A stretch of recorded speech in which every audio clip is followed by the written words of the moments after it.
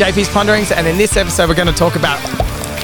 That's right, you're going to have to listen, come on. I've been thinking about this cost of living pressures, and we're hearing about it all the time, and everyone keeps on asking me, price is coming down, price is coming down. No, they're not. And when you see all the major suppliers from us, whether it's the Nestle's of this world, the Kenvues, people don't know who that is. You got TCC, Johnson & Johnson, you got all these big companies, Coke, Pepsi, Smiths. They're all putting in price increases for a very valid reason. Every single thing on the planet has gone up.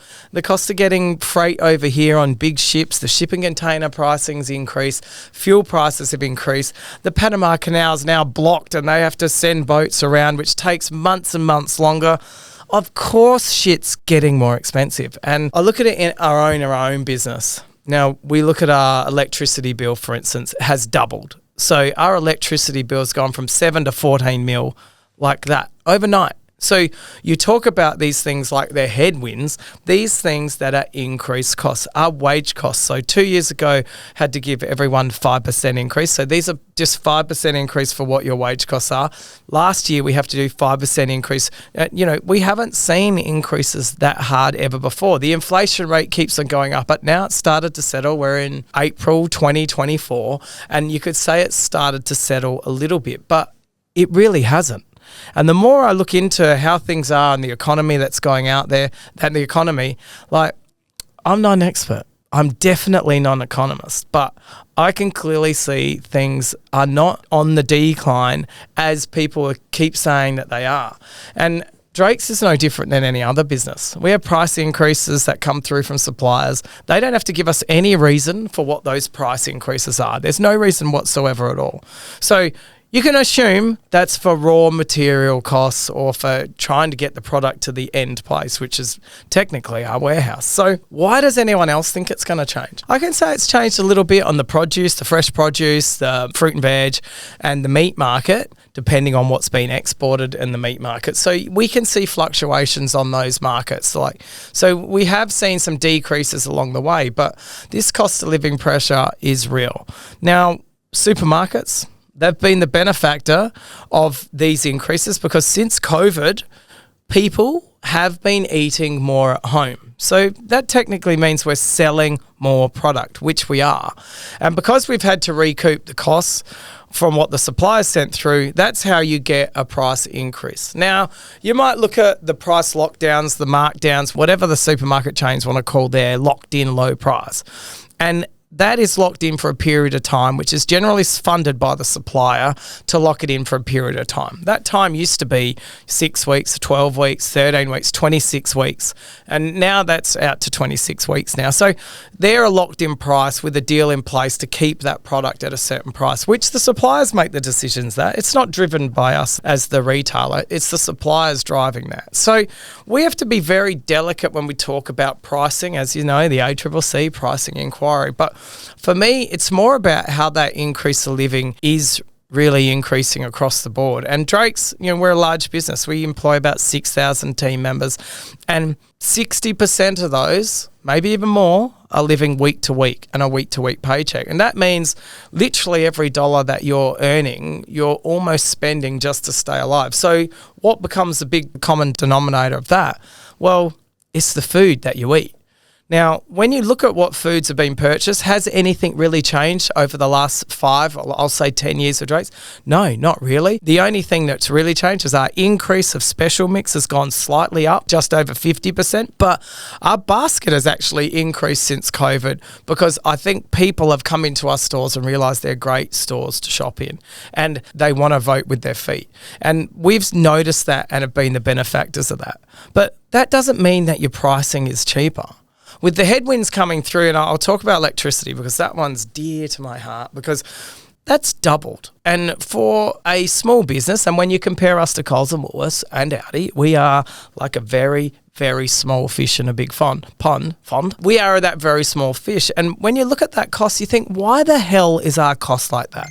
Now, my phone's not on silent, but it is now. But you look at how we've got to this stage. Well, my belief on this is that we've tried to go green, worrying about solar, worrying about wind power, worrying about being green. and forgot about the true components of this. I'm worried about what the average punter out there is paying on their electricity bill. And I'm sure all of you have had an increase in your electricity bill. Now, this is all driven because we are closing down coal stations. And in Australia, I think we have 26 or 28 coal stations Australia-wide. Now, you look at that and you go, oh, well, that's quite a few. We've been closing them down over the years because we've got to be better green. Australia's footprint is 1%. 1% of the total footprint of climate change. Now, we can't talk about climate global warming at the moment because it's fucking freezing and it's in the middle of summer, which we didn't have. So maybe we'll talk about climate cooling. Who knows? But the only people talking about global climate are the people that are selling solar power and wind power. No, that's a bit of a dig, but I think it's pretty true. But we look at the electricity bill for the average punter. It's gone up dramatically, 50%. Now, groceries have not gone up by anything like that, but groceries have become the target. I'm not here defending grocery pricing whatsoever. Why aren't we looking at how we're all being totally screwed by energy companies? Now, why isn't anyone saying anything about this? Everyone's electricity bill at their house, I'm assuming, has gone up 50% or more. Regardless of how many solar panels you've got on your roof, it is dramatically increased. And because of that, we should be looking at that. But no, we don't even talk about that. We talk about other things going on, which are all combinations of things like electricity increase, cost of fuel going through the roof. Hence why the transport to get the products, whether it's on a boat, plane or train or truck, that cost has gone up, which means they have to recoup that cost. Now, I'm trying to put it as simple as possible. So if I can understand it, anyone can.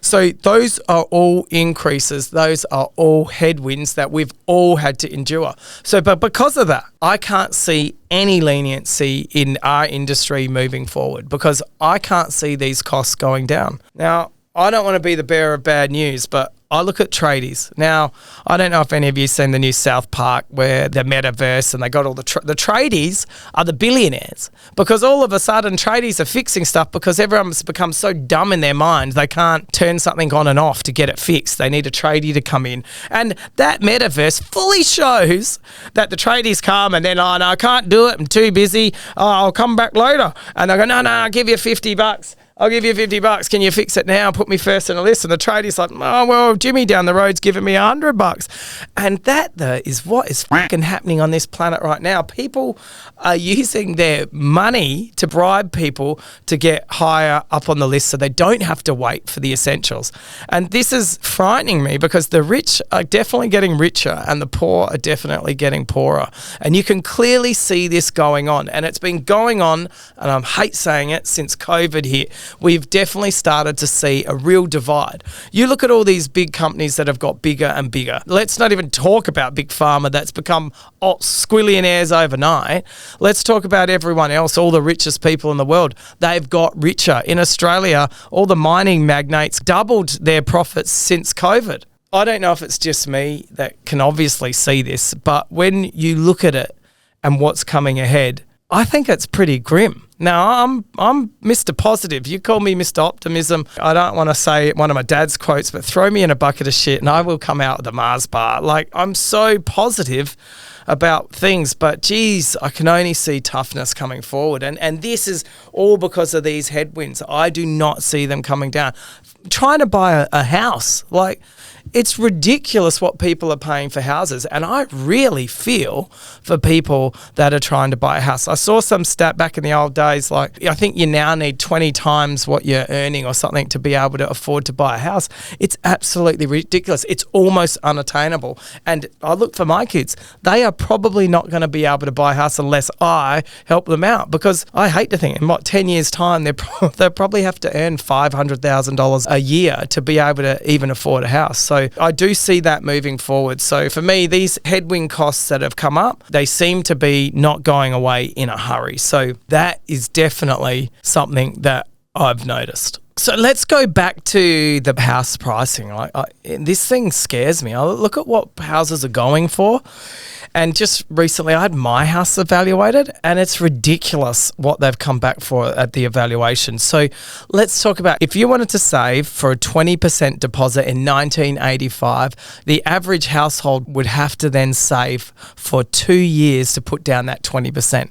Now in 2024, you have to save for 5.5 years for a 20% deposit. Not to mention the servicing of all this. It's a third of your income today, and back in 1985 was a fifth. 1/5, that's it. It's all you had to do to service that line. So you got to look at it and think, it's crazy. Now, I've been looking for a place of recent, let's say the last few years, and it is ridiculous what places are going for. And will that stop? No. And is my price average? No, it is not. So I'm in a different market where people are looking for flashier houses or more expensive houses. And the problem, I believe, is even worse in that bracket. So you've got to have a look at what's going on for the average punter. A household which is a low to middle, which is 64K, can only afford 3% of the houses that are actually on the market. Now, it gets pretty scary when you see people lining up to try and get a rental house and how tough that is, because we talk about this cheaper costs of building houses. How the f*** can you have a cheaper cost for building a house when everything's more expensive? It doesn't make any sense. Now, the Metaverse tradies, now just watch it, South Park, I think it's on Prime or something, that might be wrong, but watch that, because that is what's happening. The richest people on the planet are the tradies now, because tradies, now I'm from South Australia, what South Australia is doing is fantastic. Things are going wild here, things are flying here in South Australia. But this tradies business is a big deal. You know, people are not actually building because of the cost of building. And I'm talking about builders and people in construction. They have to really get their ducks in a row or have a good deal with the end supplier once they get that in. But the problem is the plumber now is charging more. The precast concrete guy is charging more. The electrician is charging more. The materials, guess what? They're fucking more, because every single thing has gone through the roof. And I don't think this is going to change. You know, South Australia is turning into the cyber state, the space state, the build war boats, submarines, frigates, you name it. So tradies are going to be harder and harder and harder to get. In the old days, it was go to Queensland, be a tradie, live the dream. Come to South Australia and be a tradie and live the dream, because we are going to need those trades. We think it's tough now. It's only going to be tougher moving forward in the future. And does that affect the way that we buy supermarkets or build supermarkets? Absolutely it does. Because let's go look at a real life example for me. Building the distribution centre. 120 mil we spent building that distribution centre 4 years ago. If you were to build that now, it would be a minimum of $170 million to build that right now. And that's at a minimum. I dare say that's been conservative. I dare say that would actually be more. But that changes your return on investment. And that's no different. Why are people trying to get into houses? Because at the moment, people will do anything to rent a place because they're so bloody expensive.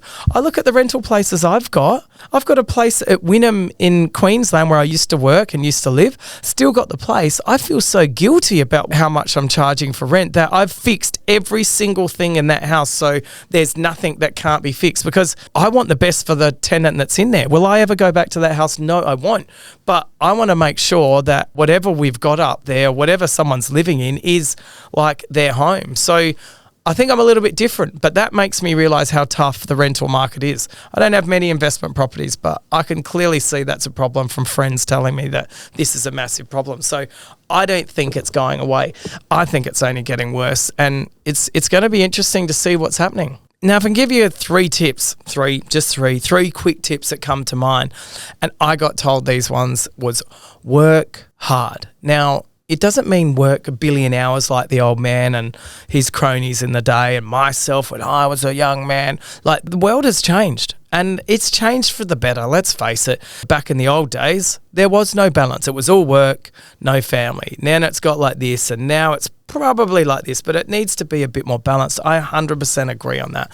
But you can do and you can stand out in the workplace by making sure that when you're there, you're performing at your best. You're self-learning. You're not waiting for the big company to send you through a course. Go to YouTube, look up some talkers, look up some speeches, look up some people doing TED Talks and some things you can just take some information. Then most importantly, apply that, because I believe the people that are working hard, it's really noticeable within my own business as the people coming up and growing through the business. So that's the same with any business, because if you're not being recognized, maybe that's not the business for you. Number 2, shop around. Now, I say this hoping my customers won't shop around, but if Drakes are not providing you of that service, if they're not providing you with that value, and if we're not coming to you with an offer that's good enough to be your regular supermarket, then you should go elsewhere. If you think someone else is doing that better, then vote with your feet. And it's not only supermarkets. I'm talking about everything. You think your electricity provider, they're all going to be expensive. So I don't know if that's the best example, but all of your utilities, where you go buy something, where you're going to buy a car or whether you're going to buy a couch, you should be shopping around to try and get the best price, because save that money. And I believe you can do that. I am really good at this part. I'm pretty shit with the electricity part because I'm just lazy. I don't want to change it. But everywhere else, any purchase that's over $500 for me, I sit and think about it for ages before I actually purchase. So to me, sitting on something makes me realize, do you really need that watch, John Paul? It does sink in, because I sit there going, you are wasting your time. But I don't look at watches as a waste of money.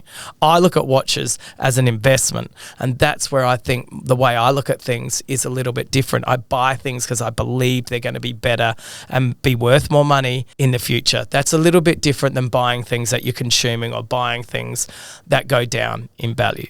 And number 3, now I can't believe I have to tell people this, but you need to make sure you're enjoying what you do. Having fun and enjoying what you do is totally up to you, because if you are not enjoying it, you're going to hate waking up. You're going to hate that alarm clock ringing. You're going to hate getting up to work. You're going to hate having to shave, doing up your top button, whatever you have to do to be in that job. And you're going to need to make sure you enjoy it, because life is too short, because before you know it, you get sick and then you die. Bit dramatic, but life is too short. And if you don't enjoy it while you can, you might just miss out. So you need to make sure that you're enjoying what you're doing. Enjoying what you do. Yeah, it might be a mundane task, but you can still enjoy it. We've got some fantastic operators out there on register, serving hundreds of customers a day, still having a great time doing it. People working in the freezers and the fridges, which are freezing cold. And it does take a bit to get used to. Guys and girls at the warehouse are going in between minus 22 and then out to only -4. These people are still enjoying what they're doing, because they're enjoying themselves, because they have the right mental attitude. Now, I say that all the time. I love what I do. I'm really fortunate enough to be in that position, but I've worked fucking hard to get where I've got. So I should be able to enjoy that. And I say it to anyone, even in our own business, find something that you really love, because then you won't think you're working. Now, you might have work and it might be part-time. You might need to get a side hustle, which seems to be the big thing, because everyone can find something that they love, but that job that you love just might not pay as much. So it's up to you to find what you love. So there you have it. I'm enlightened. I never knew I could talk that well. Anyway, leave a comment if you can. Depends what on medium this is. Oh, medium. Maybe we can talk about mediums. Might get some advice for what's lying ahead. Or shall I just get that crystal ball?